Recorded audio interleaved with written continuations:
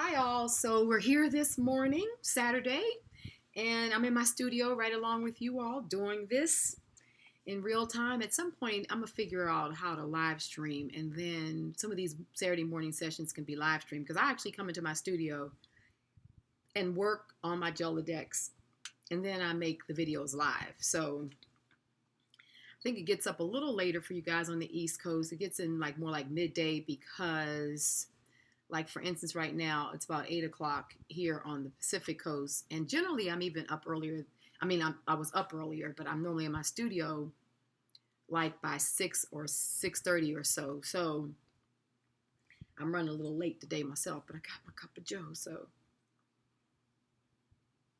what we're gonna do today is I just am in the mood for just a good old fashioned jelly printing session. So I'm just gonna jelly print on the cards, and I'm just going to kind of go with it. I really don't have any plan, any set strategy. I'm just going to work on the cards. It's probably going to end up being a two-part session because, as I've told you before, YouTube is just not crazy about very long videos. They don't mind the live streaming, but when you put the videos up, for some reason, it just doesn't get pushed out the same. It's their algorithms. It's not even worth trying to explain. So the best thing to do is just to put them up in two parts, and then that way the videos stay around 30 minutes, and we get the time to play and work together, but it doesn't hinder other people being able to get the video notifications pushed out into their boxes, because they will limit those notifications. Though you think you got the bell turned on, it's all good. I find the people I follow, I've got a lot of times just go to their page because I'm thinking, oh, I haven't heard from them for a while. And I'll go in there, and not only will my bell still be like for all notifications, it'll still be on. They will have done like several videos. I'm like, I didn't get notifications on these. So just know it's not us. It's corporation, it's corporate America, but we're not going to worry about that. We're just going to have fun and do our art. So that's why it's going to be two parts.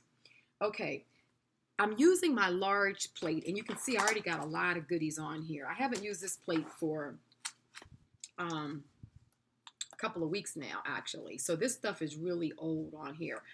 But the way I get it activated is I bend the plate, and I just begin, like so that you see how the paint is cracking? You just want to kind of bend your plate so it cracks. And you just break up all that paint, so that when you do start working on it, that's how you get that yummy grunge that you guys know and love, that I get on my plates, all that, old wall look. So I'm literally just taking and rolling it just to get it to crack up and break up and all that good stuff. And you should really see that it's lifting up and what have you, because it's going to take us a few times to really get this plate activated. So I'm going to do a couple of pulls just on regular paper, because I know, I doubt very seriously that the first pull am I going to really get anything. And then I'll be upset, right? Because it won't be on my cards. I guess I could just put the cards down. What the heck? I can just do it a few times. But you see how much I'm putting on. I never load my plate with paint. That's one of the secrets of my technique. I do not load. Another secret is I need to clean some brushes, but they're not clean. Is I never load my plate with paint. And I find one of the things that people do when they jelly print is they just put way too much paint on the plate. It's just not necessary. But when you first get started, like we're starting today, it's a good idea to get a lot of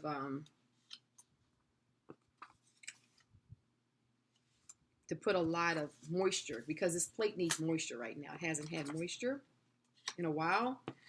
And that's why after you jelly print for a while and you're tired, you're ready to stop and go get something to eat and something to drink and what have you, but you don't want to stop because all of a sudden it seems like all the magic is starting to happen on your plate. You're getting all these great. So here we are. Let's go ahead and pull this off. It looks like You're actually going to get some good stuff on the first pull. Yeah, let's see. I'm glad I didn't just waste it on a piece of paper. I'm actually getting more off, but I really spent time preparing the plate too, like really rolling it and breaking it up. Well, look at that. All that old information is just coming off because it was there under the surface.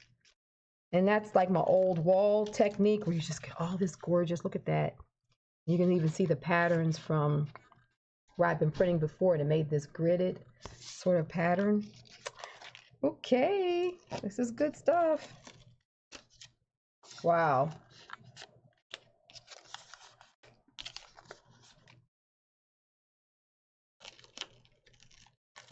Oh yeah, I'm glad. But it's funny because I really spent time really getting that plate broken up. That's the first thing. Really roll your plate and break up the old paint on there so that it's loose enough.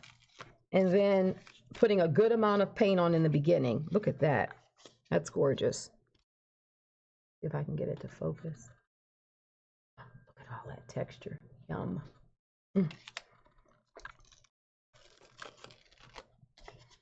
Wow, look at that. Just a bunch of stuff.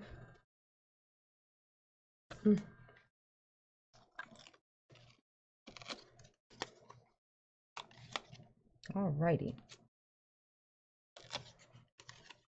Perfect. Okay, so we'll now get some more color on here.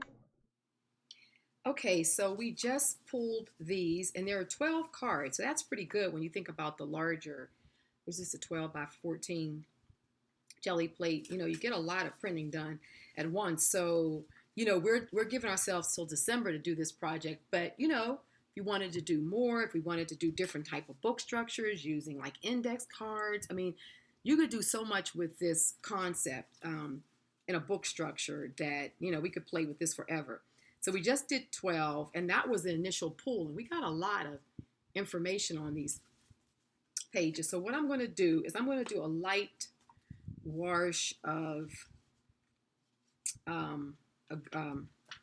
sort of a khaki green that I make by using this orange and this blue. So now I don't need as much on my plate starting now because, you know, we already got a good thing going. So I'm going to do this more like a glaze because, if I can get this started, because I like all that information, so I don't want to cover that up. But it's a little more orange than I want it to be, which is fine because these are glazes, so they work really well. So what you see me doing is, you see how this color is going like a khaki green on here? Really, those two together really make, it's one of my favorite color combinations to do. So let's just go ahead and put these down.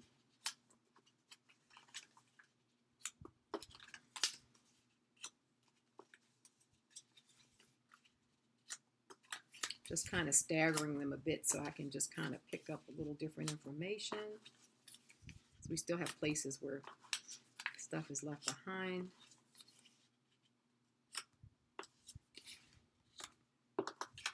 Okay, so let's go ahead and get these down. So we end up with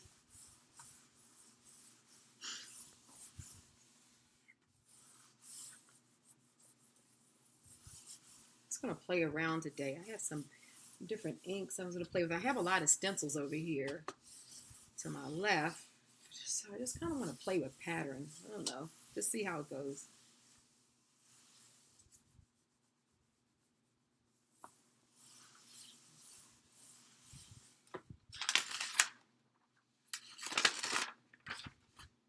Let's see what we have.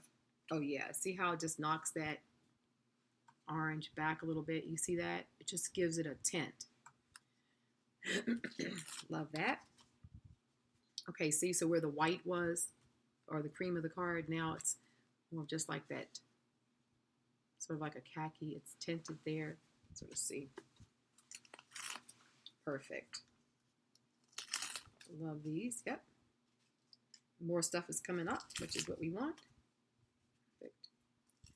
So now we'll get ready to do the back sides of these cards. Love it. Once everything gets tacky, I just take the cards and just kind of do like this and just pick up extra stuff. Yep, it's looking good. So 2 pulls, and we've got a lot of good stuff on these cards. This is what I call my old wall technique. Where, you know, in a short period of time, if you use a plate that you've already had, as long as you prep it properly so that it starts releasing all the material, you get a lot of good stuff pretty quickly that can be used as a background for stenciling and for rubber stamping and collaging and doing all the things we've been doing. So what I'm going to do now is we're going to work on the back of these cards.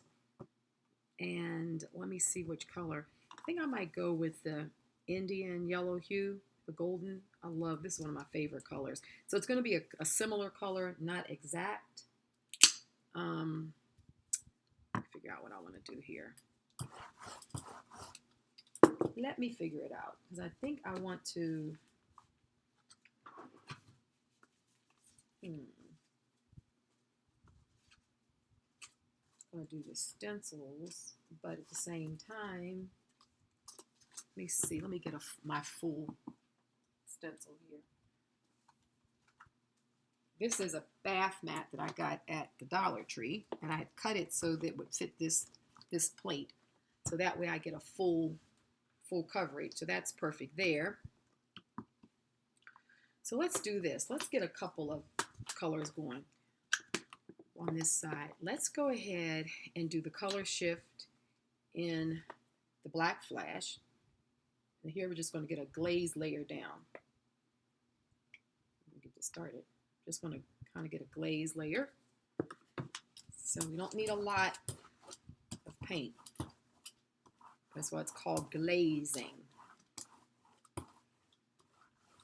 I know a lot of times I do this glazing technique, and then people will do it and like, oh, they've lost all their material. Well, you got to put a small amount on here. Remember, let me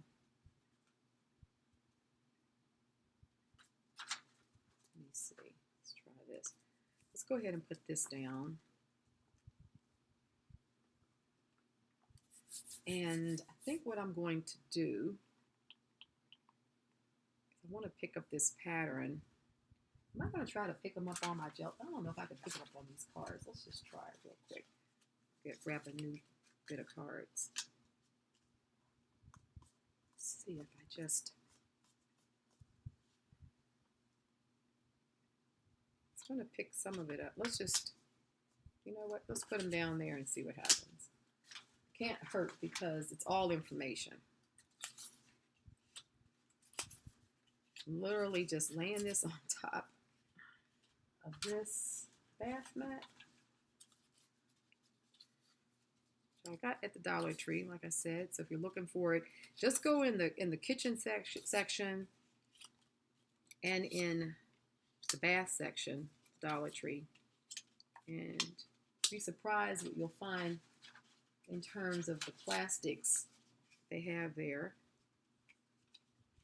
Okay, so now what I'm going to do is I'm going to take this again, because I really have to get a good amount of pressure on here. So really just want to be able to press these cards down and hold them in place so they don't move. See what we come away with.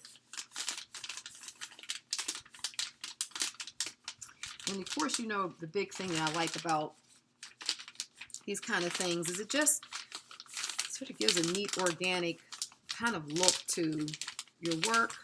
It's kind of unpredicted.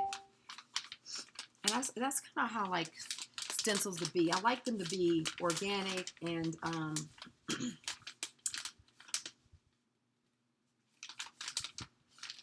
sort of non-predictive. Like it's, you know, it doesn't necessarily look like any particular image.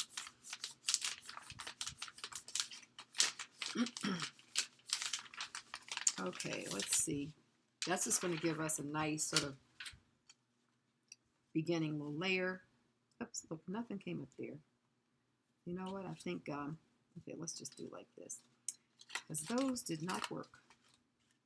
Very little. Let's just go ahead and put this down because I've got to get this stuff cleared off of here. So I'll just use my waste paper. I could actually put another piece of paper down to pick up this ink, this paint, but I'm really not even interested in this pattern as much as I really just want what's going to be left behind. That's what I'm trying to get us to.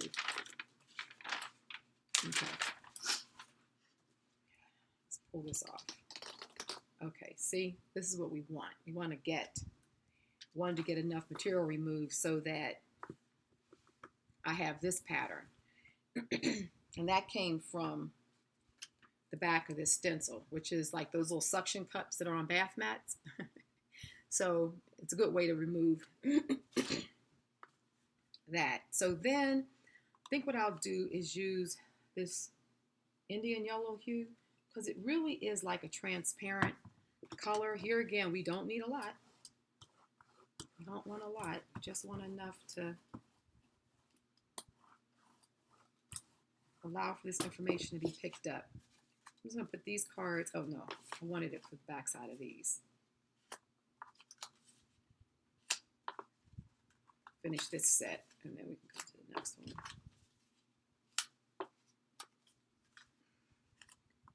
The open time on the Goldens is pretty good. So it'll give you enough time to put these down. Even though I'm in Arizona and I have my ceiling fan on, so my plate dries out so much faster than those of you who are living in more humid, less dry areas.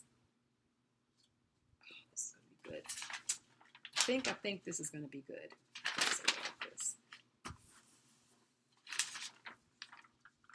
Already, and we've been spending a lot of time on these cards, and they already are looking really, really good. So.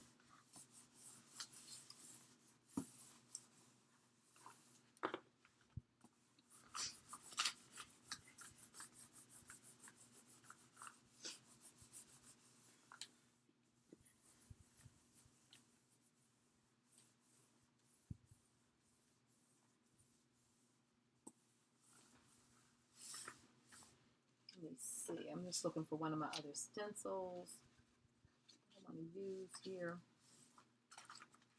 I'm trying to keep a folder of these things.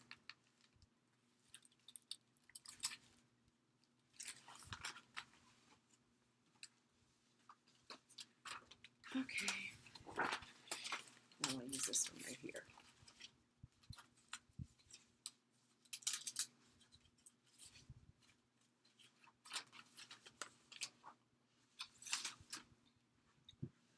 Everyone always loves this circle stencil that I made. I'm thinking about making that as I'm working on stencils. I told you guys that working on these stencils. I was thinking of actually making this one into a stencil since so many people like it. Okay, so we got some material being picked up there. Not as much as I was hoping for right off the top, but it's still looking good. So we're going to have to just work these again. They're not going to... Oh, that one came off good. I could tell by the way that pulled. Look at that. Wow. That looks good. Some of these will keep on working. Yep. I don't know. That side just might have gotten a little more dry as I was getting over there as I'm talking about how dry Arizona is. I might have jinxed myself there. Oh, this looks so good. I love these. Yes, look at that. Look at the old gold that was down there before. See how that's peeling up? Oh, look at that. So good. So, oh, this looks really good. Look at that. Good stuff. So what we're going to do now